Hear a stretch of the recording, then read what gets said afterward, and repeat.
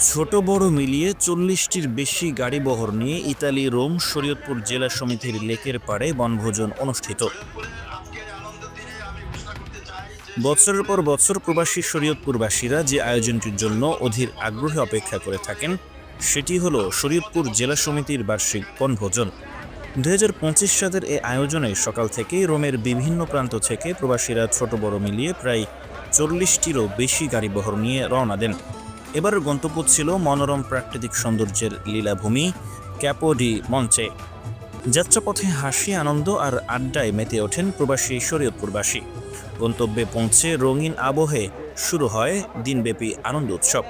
লেকের পানিতে গোসল, ঘোষ গল্পে নারী পুরুষ শিশু প্রায় ১,০০০ লোকের মতো সবার উপস্থিতিতে মিলন মেলায় পরিণত হয় প্রবাসী জীবনের এই প্রাণের আয়োজন।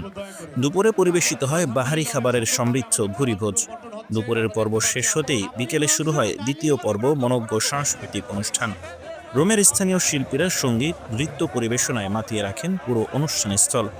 শিশুদের কোলাহল, নারীদের প্রাণবন্ত অংশগ্রহণ আর সবার সম্মিলিত আনন্দ উল্লাসে ভিন্ন মাত্রা যোগ হয়। আয়োজনের শেষ অংশে সংগঠনের ব্যানারে অনুষ্ঠিত হয় আলোচনা সভায়। এতে প্রবাসী সমাজের ঐক্য, সহযোগিতা ও সাংস্কৃতিক বন্ধনের গুরুত্ব নিয়ে অতিথিরা মূল্যবান বক্তব্য রাখেন। সবশেষে আয়োজিত হয় র্যাফেল ড্র, যা বনভোজনের অন্যতম আকর্ষণ হিসেবে প্রবাসীদের আনন্দকে দ্বিগুণ করে তোলে। বর্ণাঢ্য আয়োজনে প্রধান অতিথি হিসেবে উপস্থিত ছিলেন কাপো ডি মন্টের মেয়র মারিও ফানেল্লি, সাথে ছিলেন মেয়রের পিএস দানিয়ালে কামেল্লি।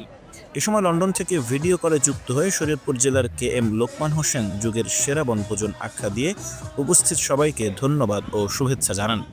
অনুষ্ঠানে বিশেষ অতিথি হিসেবে উপস্থিত ছিলেন ন্যাশনাল এক্সচেঞ্জ ও পপুলার ট্রাভেলসের চেয়ারম্যান হাজী ইদ্রিস ফরাজি, বাংলাদেশ সমিতির সভাপতি আফতাব ব্যাপারী, মাদারীপুর জেলা সমিতির সভাপতি, সাধারণ সম্পাদক সহ বৃহত্তর ঢাকা সমিতি, বৃহত্তর নোয়াখালী সমিতি, কুমিল্লা জেলাসহ বিভিন্ন জেলা ও উপজেলার নেতৃবৃন্দ।